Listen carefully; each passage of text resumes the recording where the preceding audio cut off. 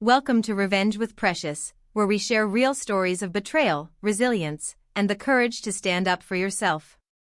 These are tales of people who refused to stay silent, who drew boundaries when love turned toxic, and who chose their peace over family obligation. If you've ever felt invisible in your own family, these stories are for you.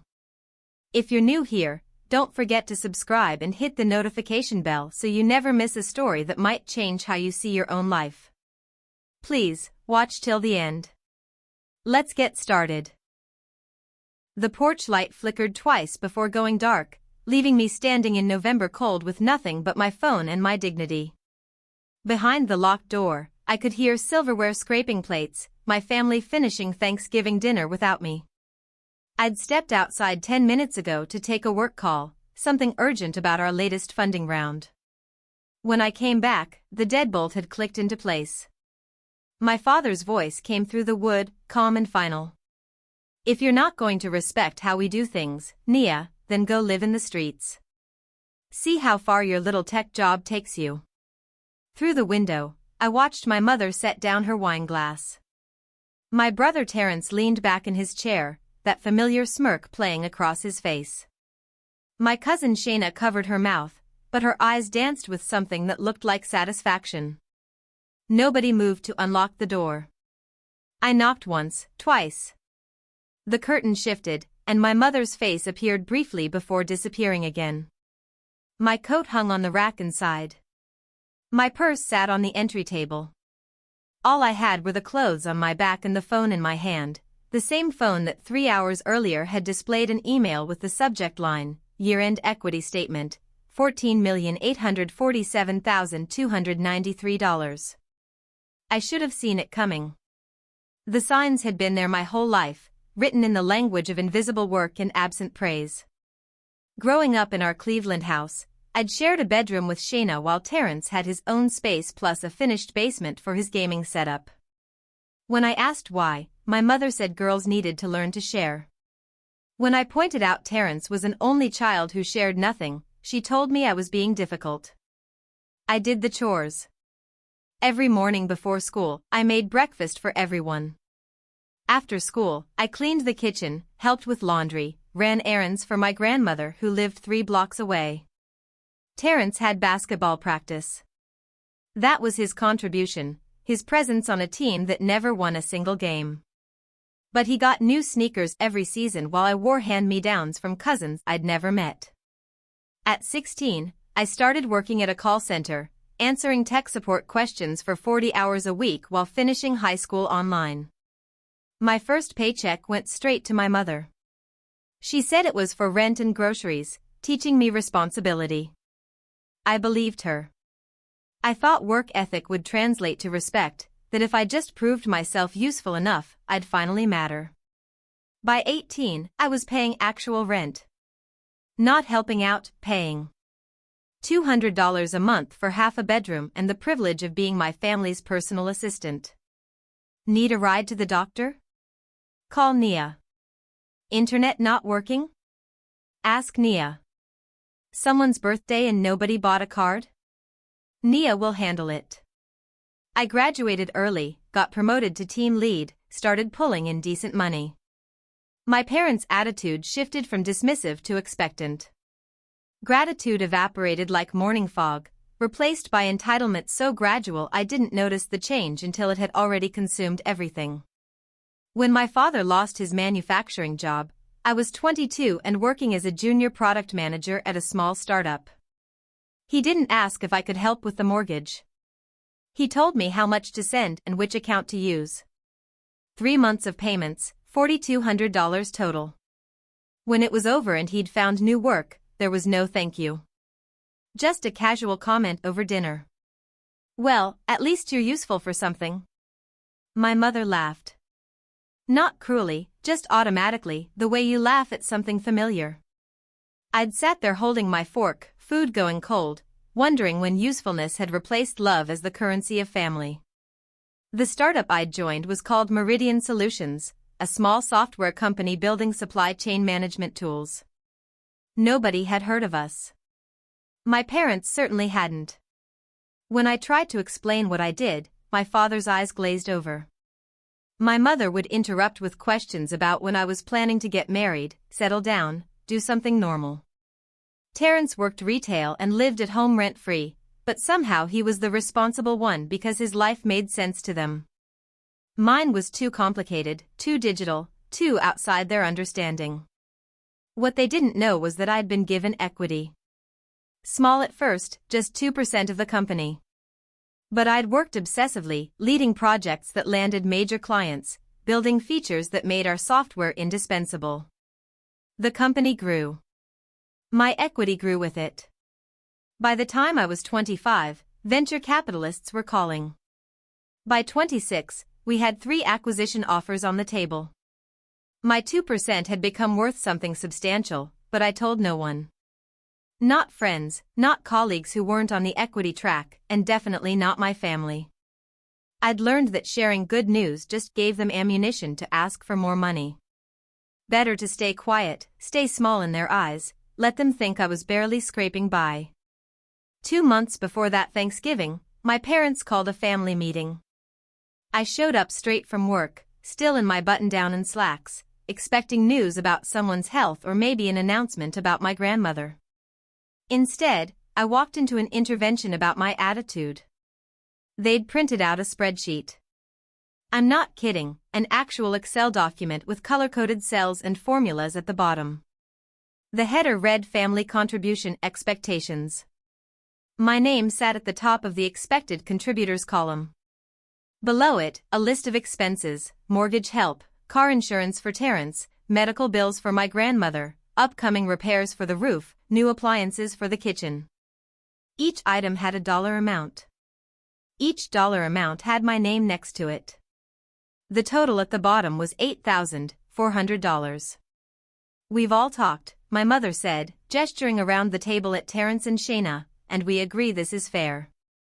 You make the most money, so you should contribute the most. I stared at the spreadsheet. My father had even included a payment schedule, breaking it into monthly installments. This is a joke, right? I asked. Nobody laughed. They weren't joking. My father slid the paper across the table like a contract, pen included. We're family, Nia. We take care of each other. That's how this works. I picked up the spreadsheet, reading each line carefully. Car insurance for Terrence, who'd gotten 2 speeding tickets and a DUI last year. Medical bills that insurance should have covered. A new refrigerator because my mother wanted stainless steel instead of white. I set it down gently. I need time to think about this. The temperature in the room dropped 10 degrees. My mother's face hardened into something I'd seen before but never directed at me with such focus. Time to think? We're your family. You don't need time to think about helping your family. Terrence leaned back, arms crossed, watching me like I was a show he'd paid to see. Shayna studied her phone, pretending not to listen while recording every word for later gossip. I stood up. I'll let you know. That night, my mother called crying. Said I was turning my back on blood, that she didn't raise me to be selfish, that she was ashamed. My father texted at sunrise, "We took care of you for 18 years. Now it's your turn." That's how families work. That same week, everything changed. Our company had been in acquisition talks with 3 different tech giants, but one finally made a serious move. They wanted Meridian Solutions, wanted our technology, wanted our team. The offer was $230 million. My 2% equity, once a nice bonus, suddenly transformed into something unfathomable. After taxes, legal fees, and the complex calculations of vesting schedules, my share came to $14.8 million. I sat in the conference room when they announced it, surrounded by colleagues who were cheering and crying.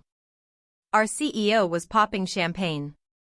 People were calling their spouses, their parents, screaming good news into phones. I sat quietly, staring at the number on the term sheet. $14.8 million. I was 27 years old. I'd grown up sharing a bedroom, wearing second-hand clothes, being told I was useful but never enough. Now I had more money than my parents would earn in 10 lifetimes combined. I drove home in my beat-up Toyota, the same car my father called an embarrassment at every family gathering. I parked outside my small apartment, the one my mother said looked depressing. And I made a decision. I wouldn't tell them. Not yet. Maybe not ever. The silence felt like power. For the first time in my life, I had something they couldn't touch, couldn't diminish, couldn't turn into another expectation. I went to work the next day like nothing had changed. Smiled at their texts asking about the spreadsheet. Dodged phone calls about family responsibility.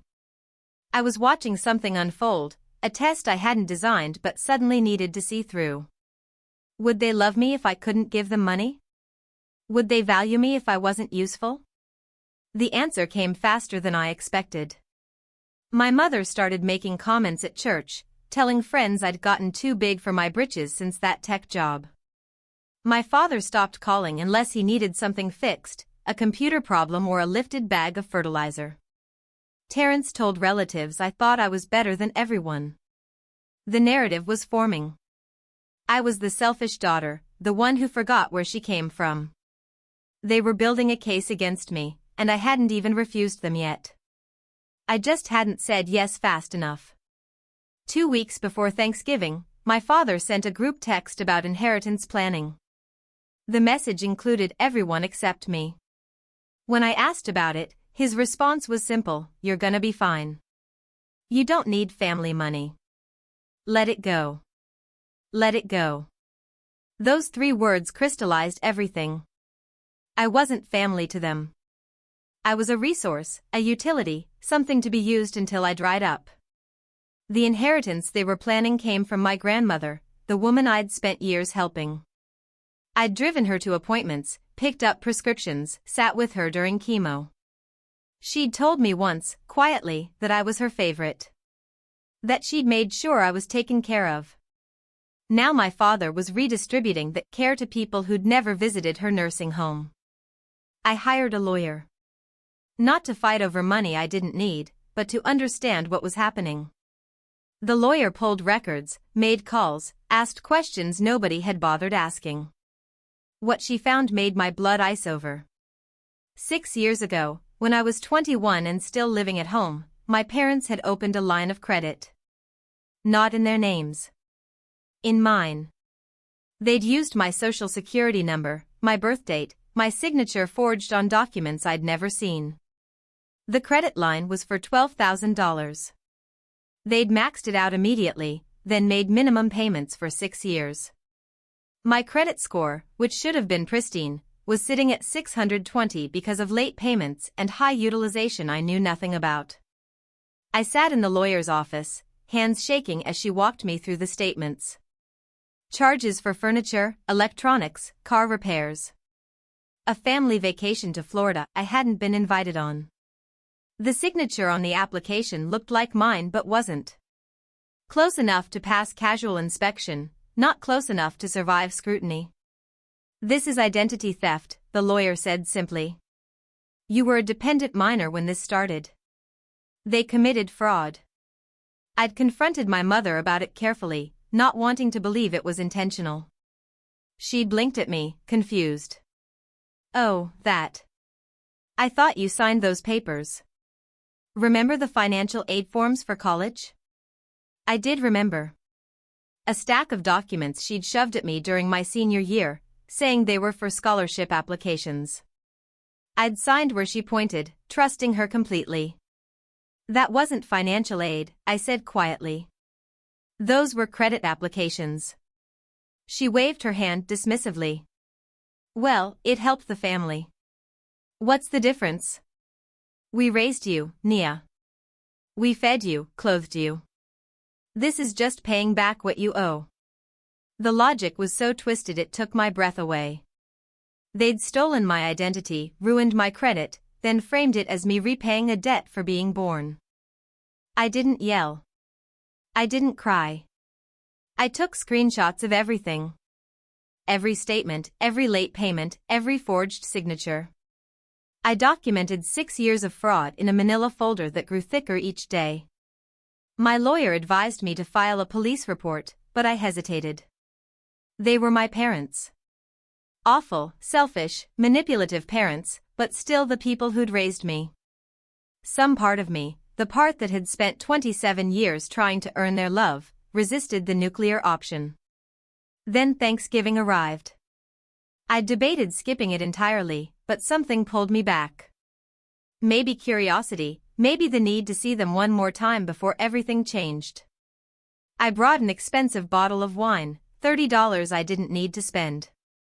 My mother took it, set it on the counter without comment, and handed me a paper plate. Not the good china everyone else had. A flimsy paper plate that bent under the weight of turkey. My name was written on it in marker, spelled wrong. NIA had become NEEA. I stared at it, this small cruelty, this visible evidence of how little I mattered. My own mother didn't know how to spell my name. Or didn't care enough to check. Dinner was tense from the start. My mother gave a toast halfway through, thanking everyone who's always been there for us. She looked at Terrence, smiled at Shayna, nodded at my father. Her eyes skipped over me like I was furniture. I sat there holding my paper plate, food going cold, wondering if anyone would notice if I disappeared. Nobody did. After dinner, my phone rang. Work, the CEO calling about final paperwork for the acquisition. I excused myself, stepped outside into the November cold. The call took 8 minutes, routine signatures, and timeline confirmations. When I came back, the door was locked. I tried the handle twice, confused. Maybe it had locked automatically. I knocked. Through the window, I saw my family still at the table. Terrence was laughing at something on his phone. Shayna was serving herself seconds. My mother was clearing plates, moving around the kitchen like nothing was wrong. I knocked louder. My father stood up, walked to the door. I thought he was coming to let me in. Instead, his voice came through the wood, flat and final. If you're not going to respect how we do things, Nia, then go live in the streets. See how far your little tech job takes you. I stood there, frozen, not quite believing what was happening. This was a joke, a weird power play that would end in 30 seconds with the door opening and everyone laughing at my confusion. But 30 seconds passed. Then a minute. Through the window, I watched my mother return to her seat. Terrence refilled his wine glass. Nobody looked at the door. Nobody looked at me. My coat hung inside on the rack by the stairs. My purse sat on the entry table with my car keys inside. I had my phone, my clothes, and nothing else. The temperature was dropping, my breath forming clouds in the dark. I knocked one more time, harder. My mother's face appeared in the window briefly. Our eyes met. She looked right through me, then pulled the curtain closed. That's when I understood. This wasn't a joke or a temporary punishment. They'd discussed this, planned it, waited for an excuse to execute it. I'd become inconvenient, a daughter who didn't bow fast enough, who questioned their authority, who'd had the audacity to hesitate when handed that spreadsheet. So they were cutting me loose, literally locking me out in the cold, teaching me a lesson about gratitude and respect. I pulled out my phone and opened my banking app. The balance showed $847,293 in liquid assets, the first portion of my acquisition payout. The rest was in trusts and investments I couldn't touch yet, but this was real money, more than enough for whatever came next. I didn't cry. Something inside me was too numb for tears, too shocked for anger. I walked down the driveway to the street, my dress shoes clicking against cold pavement. Behind me, warm light glowed from the windows of my childhood home. Inside, my family continued their holiday, my absence unnoticed or maybe celebrated. I called a rideshare. The driver arrived in 4 minutes, a kind-faced woman who took one look at me and asked if I was okay. Family drama, I said, and she nodded like that explained everything. She drove me to the Ritz-Carlton downtown, the nicest hotel in Cleveland. I'd never stayed anywhere like it, had always thought such places were for business executives and trust fund kids. But tonight, I walked through the gold-trimmed lobby in my Thanksgiving outfit, no luggage, no coat, and booked the executive suite. The clerk didn't blink. "Special occasion?" she asked. "New beginning," I replied. The suite was massive, bigger than my entire apartment. Floor-to-ceiling windows overlooked the city, lights twinkling like evidence of other lives being lived, other families being normal. I ordered room service, changed into the complimentary robe, and sat down with my laptop. The manila folder, the one I'd been building for weeks, sat in my cloud storage. 6 years of fraud, documented in meticulous detail. Forged signatures. Fraudulent accounts. Identity theft against a minor dependent. My lawyer had called it low-hanging fruit for prosecutors. I opened a new email and attached every document. Bank statements, credit applications, payment histories showing my parents as the account users despite my name on the paperwork. I wrote a brief cover letter explaining the situation, then sent it to the Ohio Attorney General's office, the Federal Trade Commission, and the Consumer Financial Protection Bureau. 3 emails, sent in under 10 minutes. No drama, no threats, no angry phone calls. Just facts submitted to institutions designed to handle exactly this kind of crime. Then I contacted the 3 credit bureaus and initiated fraud disputes. Each one required detailed paperwork, police reports, evidence of identity theft. I filled everything out while eating a $30 burger, my fingers steady on the keyboard. By midnight, I'd filed formal complaints with every relevant agency. By 1 a.m., I'd secured a consultation with a forensic accountant who specialized in family financial abuse. By 2 a.m., I was asleep in 1,000 thread count sheets, more peaceful than I'd been in years. I woke to 17 missed calls. My mother, my father, Terrence, even Shayna. No voicemails, just desperate repeated attempts to reach me. I silenced my phone and ordered breakfast. The hotel had a spa. I booked a massage. The consequences moved faster than I expected. 3 days after Thanksgiving, my father's bank account was frozen pending investigation. The fraud department had flagged suspicious activity linked to my social security number, and standard protocol required freezing assets until everything was sorted. My mother called me 12 times that day alone. I didn't answer. Instead, I sent a single text, "I'm safe. Don't contact me again." She responded immediately, "What did you do?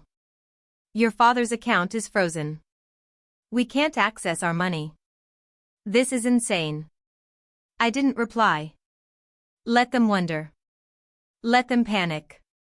For 6 years, they'd used my identity as a personal piggy bank. Now the bank wanted answers they couldn't give without admitting to fraud. That same day, I received a letter from the Attorney General's office. They were opening a formal investigation into identity theft and financial exploitation of a dependent minor. The letter outlined potential charges, ranging from identity fraud to forgery to credit card fraud. Each charge carried prison time. I sat on my hotel balcony, reading the letter twice, feeling nothing. No satisfaction, no guilt, just a hollow clarity. They'd done this to themselves. I'd just stopped protecting them from consequences. By the end of the week, my father showed up at my apartment. I wasn't there, had checked into extended stay at the Ritz, but my neighbor texted me about a man pounding on my door. I pulled up the building's security footage on my phone. There he was, my father, older and smaller than I remembered, beating his fist against a door that would never open. He slid a note underneath before leaving. My neighbor retrieved it and sent me a photo. The handwriting was shaky, desperate. "Nia, please. This investigation could ruin us. Your mother's scared. I'm scared. Let's talk. Let's fix this. Please. I know we made mistakes, but we're family. Please." I forwarded the photo to my lawyer without comment. She replied within an hour, "Don't respond. Don't engage.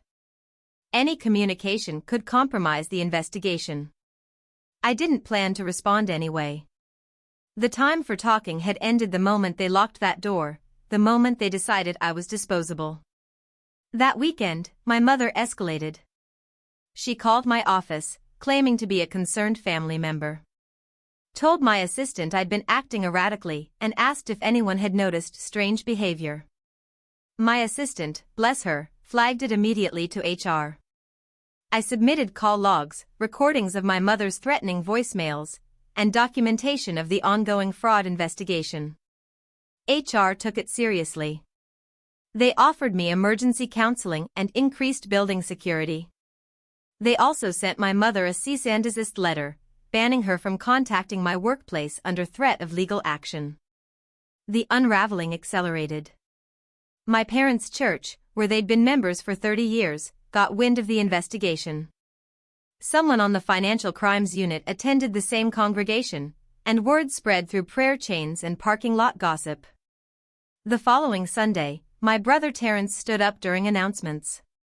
I wasn't there, but Shayna recorded it and sent me the video with a message, "You need to see this."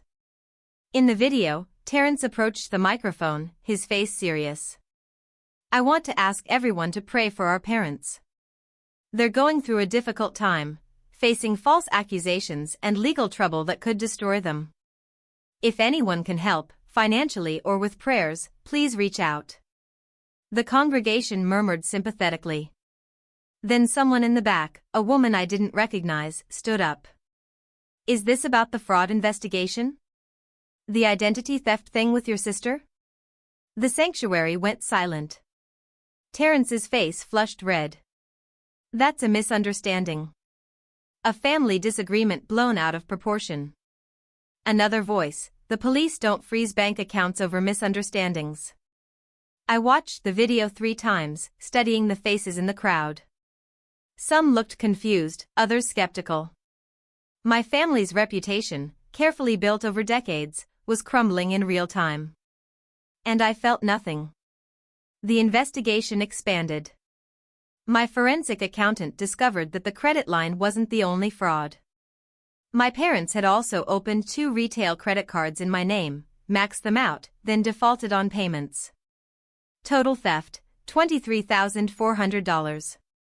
Not counting interest and fees. The accountant presented his findings to the prosecutors, who upgraded the charges.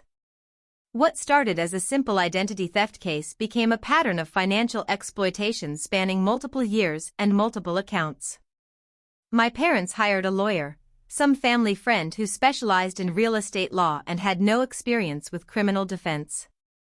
He called me directly, leaving a voicemail about how this could all be resolved quietly if you'd just drop the charges. I forwarded the voicemail to the Attorney General's office. Lawyers aren't supposed to contact victims directly in criminal cases. His bar complaint was filed within 48 hours.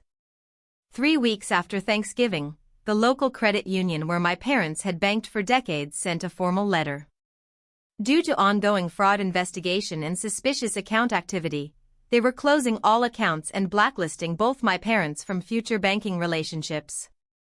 My father's name was added to a shared database used by financial institutions across Ohio. He couldn't open a checking account anywhere in the state. My mother called, screaming. I answered this time, put her on speaker, let her rage. "You're destroying us, Nia." "Over what? Some credit cards? We're your parents. We raised you. How can you be so cruel?" I waited until she ran out of breath. Then I spoke, my voice calm. "I was 16 when you forged my signature." 16. "Do you understand what you did?" Silence. "You stole my identity. You ruined my credit. You treated me like a resource instead of a daughter. And when I finally stood up for myself, you locked me out in the cold on Thanksgiving." More silence. "I'm not being cruel, Mom. I'm being done." I hung up. Blocked her number. Blocked my father's. Blocked Terrence and Shayna and every relative who'd sent me messages about forgiveness and family and letting things go. I was finished being their victim. They lost the house. Not immediately, but inevitably. Without access to bank accounts, unable to secure new credit, and facing mounting legal fees, they couldn't make the mortgage payments. The foreclosure notice came in February, private and quiet. No auction, no spectacle, just a letter from the bank and a firm move-out date. They relocated to a small condo across town, the kind with thin walls and a parking lot full of broken-down cars. Shayna told me through a mutual friend. She thought I'd care. I didn't. Around the same time, I signed the final paperwork for the acquisition. The full $14.8 million hit my accounts in waves, each transfer large enough to trigger bank security protocols. I had to verify my identity multiple times, answer questions about the source of funds, confirm I understood the tax implications. It was surreal, being interrogated about having too much money while my parents were being prosecuted for stealing too little. I bought a penthouse. Same city, different world. 23rd floor, floor-to-ceiling windows overlooking the street where I used to take the bus to their house. I could see the route from my living room, trace my old commute with my eyes. The keys were real gold-plated, ridiculous and perfect. My credit score, once destroyed by their fraud, had been restored to 810. My name, once forged on documents I never signed, was cleared. I threw a housewarming party for friends I'd made after leaving home. People from work, from my gym, from nowhere my family had ever touched. We drank expensive wine and laughed too loud, and nobody asked me to be useful. Thanksgiving came again. I woke up alone in my penthouse, sunlight streaming through windows that cost more than my parents' old mortgage. I could have gone anywhere. Friends had invited me to Friendsgiving celebrations. I'd had offers to travel, to escape the holiday entirely. Instead, I stayed home. I cooked dinner alone. A small turkey breast, roasted vegetables, homemade cranberry sauce. I set the table with new dishes, played jazz music from speakers embedded in the walls, poured wine into crystal glasses I'd bought just for myself. It was quiet. Peaceful. No tension, no guilt, no spreadsheets of expected contributions. Just me, my food, and the city sprawling below like evidence of a life well lived. I thought about the year before, standing on that porch in the cold. Remembered the shock, the hurt, the moment I realized my family had chosen cruelty over love. A year later, I felt nothing but relief. They'd freed me by locking me out. Shown me the truth by showing me the door. After dinner, I stood on my balcony. The November air was cold but not brutal. Below, people walked dogs, couples held hands, families headed to restaurants for meals they wouldn't have to cook. Somewhere across the city, my parents were living smaller lives, dealing with consequences they'd built for themselves. I whispered to the skyline, "I'm still here." And meant it. The legal case concluded in March. My parents accepted a plea deal, avoiding prison in exchange for restitution, community service, and permanent marks on their criminal records. They had to pay back every dollar they'd stolen, plus interest, plus penalties. The total came to $31,847. They were put on a payment plan, $100 a month for the next 26 years. My father was 63 years old. He'd be paying off this debt until he was nearly 90. I received a check from the court, restitution payment number 1. $100, made out in my name, signed by my father in handwriting that looked older somehow. I framed it. Hung it in my office next to my college diploma and a photo of the Ritz-Carlton from that first night. Reminders of what I'd survived and what I'd built. Around the same time, I received a letter from my brother. Not an email or a text, but an actual handwritten letter, postage stamp and everything. He was seeking power of attorney over my parents' finances. They couldn't manage money anymore, he wrote, and needed someone responsible to handle their affairs. The irony was so thick I laughed out loud. They'd spent years calling me selfish, unreliable, too focused on my little tech job. Now they needed someone responsible, someone who understood money and planning and consequences. Terrence wanted to know if I'd be willing to help, to advise, to maybe contribute to their care as they aged. I read the letter 3 times, then fed it into my paper shredder. Watched it turn into confetti, irrecoverable and gone. I walked onto my balcony, the city quiet below, and felt something settle in my chest. Freedom. Real, permanent, unshakable freedom. Months passed. I stopped counting how long it had been since I'd spoken to my family. Time moved differently now, measured in project launches and friend dinners and mornings waking up without dread. Work was thriving. The company that acquired us had promoted me to director level, overseeing supply chain innovation for their entire North American operation. I was making more in salary than the acquisition payout, money that regenerated faster than I could spend it. I bought my grandmother's old house when it went up for sale. She'd passed away in January, and the family sold her property to cover expenses. I paid cash, above asking price, didn't negotiate. Then I renovated it completely. Knew everything, top to bottom, turning her small ranch into something she would have loved. I didn't move in. Instead, I turned it into a shelter for people escaping financial abuse. Worked with a local nonprofit to staff it, fund it, keep it running 24/7. Named it Nana's House, after my grandmother who'd been the only one who ever really saw me. At the opening ceremony, a journalist asked why I'd chosen this cause. I told them about being locked out, about identity theft, about learning that family could be the most dangerous place to trust. The story went regional, then national. TechCrunch ran a piece about the supply chain exec using her millions to fight financial abuse. My parents saw the article. I know because Shayna sent me screenshots of my mother's Facebook post. It was long, rambling, full of accusations and self-pity. She claimed I'd abandoned the family, exaggerated everything, destroyed their lives over minor misunderstandings. Said she was heartbroken her daughter had become so cold. The post got 13 likes and 47 comments, most of them calling her out. People I'd never met were telling my mother exactly what she'd done wrong, exactly how financial abuse worked, exactly why I'd been right to protect myself. One comment stood out, from a woman named Brianna. I grew up with Nia. She was the kindest person I knew. If she walked away from you, you must have done something unforgivable. I didn't respond to the post or the comments. Didn't defend myself or attack back. I just let the truth exist in public space, let people draw their own conclusions. My mother deleted the post 3 days later. A week after that, I received a package. No return address, but I recognized my father's handwriting. Inside was a photo album, pictures from my childhood. Me at 6, gap-toothed and smiling. Me at 10, holding a science fair trophy. Me at graduation, alone in the photo because nobody had come.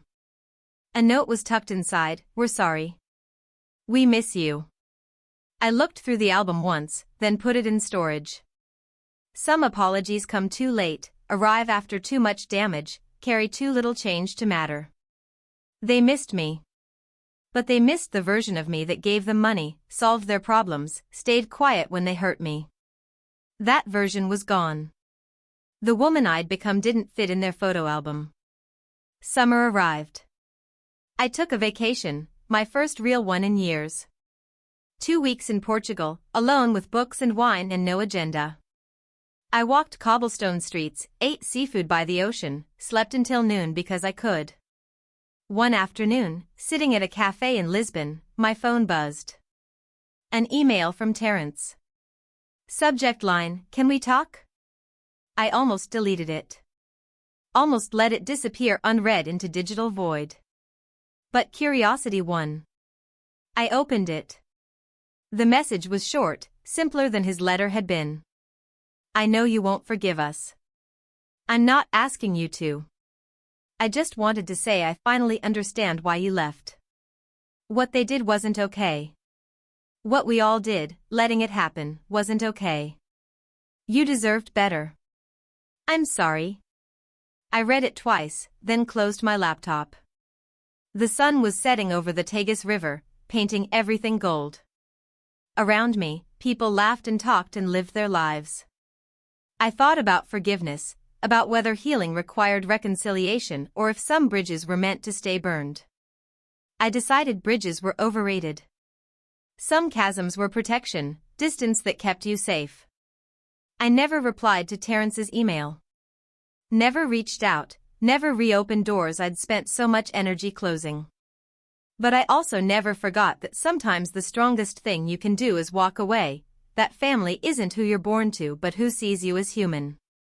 Years later, when people ask about my family, I talk about my team at work, my friends who became sisters, the residents at Nana's house who remind me why survival matters. I talk about Thanksgiving dinners that feel warm instead of weaponized, about holidays that celebrate instead of obligate. And sometimes, when the story fits, I talk about the night I stood on a porch in November cold, watching through a window as my family locked me out. How that moment, cruel as it was, freed me to build something better. How the streets they sent me to were paved with opportunity they never saw coming. How I earned $14.8 million the year they told me I was worthless. They thought they were teaching me a lesson. Instead, they taught me to never accept less than I deserve, to never shrink for comfort, to never let guilt disguise itself as love. I'm still here. Wealthier, freer, and finally at peace. The city stretches out below my windows every morning, full of possibility and second chances. And every morning, I wake up grateful for the door that closed, because it forced me to find a better way forward. Thank you for watching this story. If moments like these resonate with you, if you've ever had to choose yourself over people who couldn't see you, then you're not alone. We share stories like this every single day, real accounts of people who found their voice, set their boundaries, and walked into the life they deserved. Subscribe so you never miss next upload, and share your own story in the comments below. Your words might be exactly what someone else needs to hear today. I love you all.